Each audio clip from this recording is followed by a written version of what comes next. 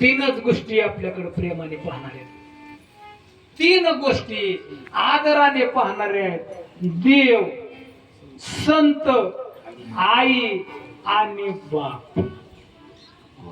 तीनच गोष्टी आपल्याकडे आदराने आणि आपलं हित पाहणारे आहेत. म्हणून त्या देवा समान असणाऱ्या आईला आणि बापाला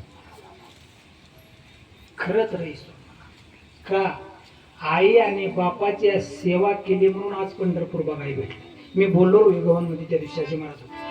आई आणि बापाची सेवा केली म्हणून आज आपल्याला पंढरपूर बघायला. पंढरपूर कशाचं प्रतीक आहे काकडे महाराज? आई बापाची सेवा केलीच ना, आणि म्हणून जगाच्या बापाला तिथे यावं लागलं.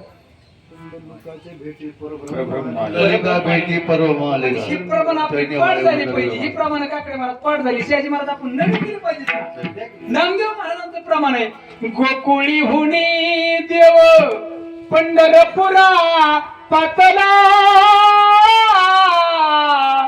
त्वरित पावला वेणू नदी. आला देव पंढरपुरात चंद्रभागेला आणि हाक मार देव पुंडलिका. आलोय आलोय. पुंडलिकानं पाठीमागं बघितलं. देवा तुम्ही आलात ना, पण काय सांगितलं?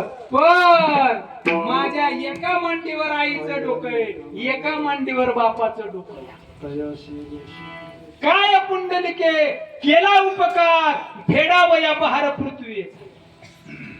सेवा आहे, आणि मी जर उठलो तर माझ्या आईची आणि बापाची झोप मोडून मी करू काय? पुंडलिक रायानं काय केलं?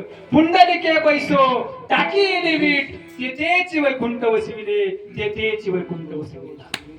आज पंढरपूर आहे ना, आज पंढरपूर पुंडलिकाने फेकलेल्या विटेवर आहे दादा.